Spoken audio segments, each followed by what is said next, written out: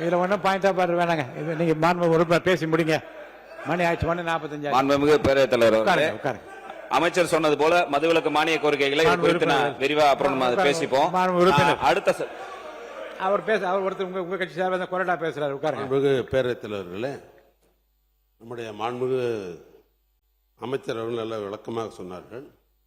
அதே மாதிரி சட்டமன்ற உறுப்பினர் நம்முடைய அருமை சகோதரர் கணேஷ்குமார் அவர்கள் கூட இந்த அரசு என்பது மதுவிலக்கு எதிர்ப்பான அரசா, இதை நிறுத்தப் போகிறா என்பதுதான் அவருடைய கேள்வியாக இருந்தது.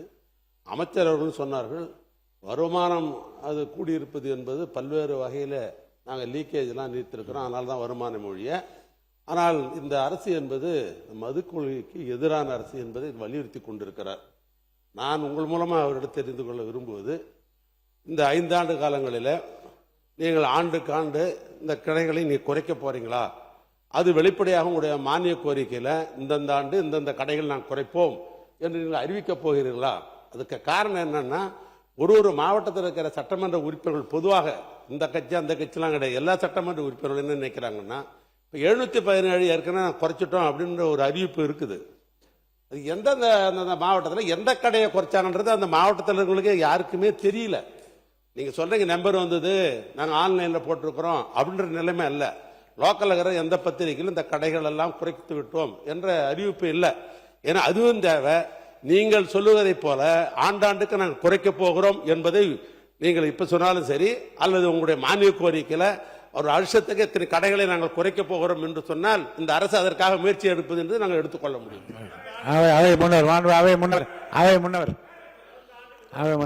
மாண்பு பேரவைத் தலைவர்களே, மதுவிலக்கை கொண்டு வந்தவர்களே யார் என்பது நாடறியும். மதுவிலக்கை முதலில் கொண்டு வந்தவர் நீங்கள் தான்.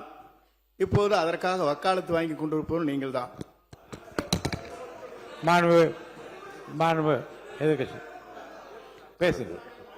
நம்முடைய அவை முன்னவர் அவர்கள் ஒரு பெரிய தெளிவாக ஒன்று கண்டுபிடிப்பை சொல்லியிருக்கிறார்கள்.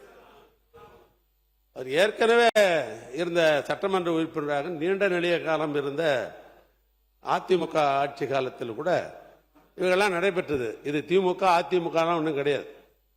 இன்னும் சொல்ல போனால் நான் ஒரு சின்ன விளக்கத்தை சொல்ல, டைம் பற்றி எடுத்துக்காதீங்க. காங்கிரஸ் பெரியக்கம் ஆண்டு கொண்டு இருக்கிற பொழுது அப்பொழுது நேரு அவர்கள் டேக்சன் கமிட்டின்னு ஒரு கமிட்டி அனுப்பினார், எல்லா மாநிலத்துக்கும் அனுப்பினார், இந்த சாராய கடையெல்லாம் திறக்கவே கூடாது அப்படின்னு. அப்ப தமிழ்நாட்டில் காங்கிரஸ் சார்பு என்ன சொன்னாங்க தெரியுமா? திருட்டு சாராயம் காவிரி ஆறை போல ஓடுகிறது, அதை கட்டுப்படுத்த வேண்டும் என்று சொன்னால் சாராய கடை இருக்க வேண்டும். அது தப்பான விஷயம் இல்லை. திருட்டு சாராயம் சாப்பிட்டா உடம்பெல்லாம் கெட்டு ஆஸ்பத்திரிக்கு அதிகமாக செத்து விடுவோம் என்ற அடிப்படையில் தான் அந்த கருத்து சொல்லப்படுது, வேணுன்றதுக்காக சொல்லப்பட்ட கருத்து அல்ல. அதனால ஏற்கனவே நீங்க அதிமுகவில் அமைச்சராக இருந்த காலத்திலும் அப்பொழுது நடைபெற்றது. அப்ப நீங்க அறிவுரை சொல்லி வேணான்னு சொல்லியிருக்கலாம், அதை வேணான்னு சொல்லியிருக்கலாம். ஒன்று.